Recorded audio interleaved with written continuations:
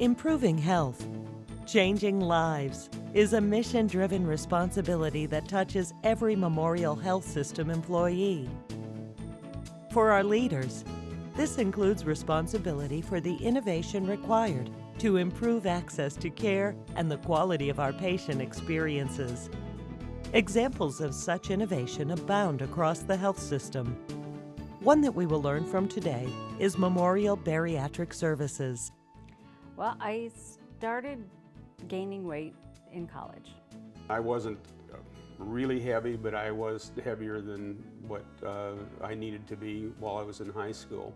After I had my son, gained a lot of weight through the pregnancy. People always want to know, how did you gain as much weight as you did? My freshman year of high school, I was diagnosed with high blood pressure. I started having issues with my blood pressure and found out I had arthritis in my knees, and it was getting to the point where it was just kind of miserable. I had asthma, I had back pain. Really started having issues with a number of problems medically that related to weight. High blood pressure, sleep apnea, osteoarthritis issues with the knees. I know that it was career limiting. I know that I certainly had physical limitations. Just simple things. You go to a show and you cram yourself into a seat. You have a lot of little dirty secrets that you don't even realize that you have. Like, for example, I would never leave my coat on a chair in a restaurant in a group setting because I never wanted anybody to see the size.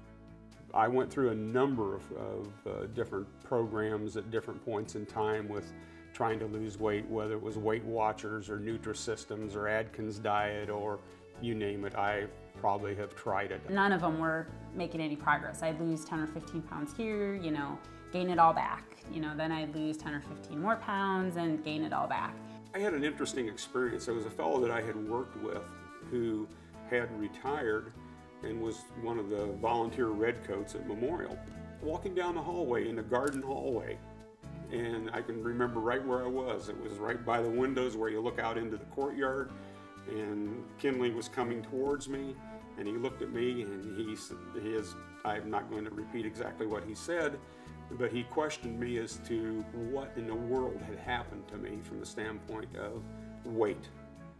And that was sort of the jab that really said, I think you've reached a point. I think you've reached a bottom point that you need to do something about that. My dad had actually been talking about weight loss surgery and had gotten some information from a hospital where he lived, and he's like, well, why don't you just look at it and see what you think? So I started looking at the hospitals here and found Memorial's Bariatric website and looked into the information that they had on there and was very interested, and they had where you could sign up for the orientation.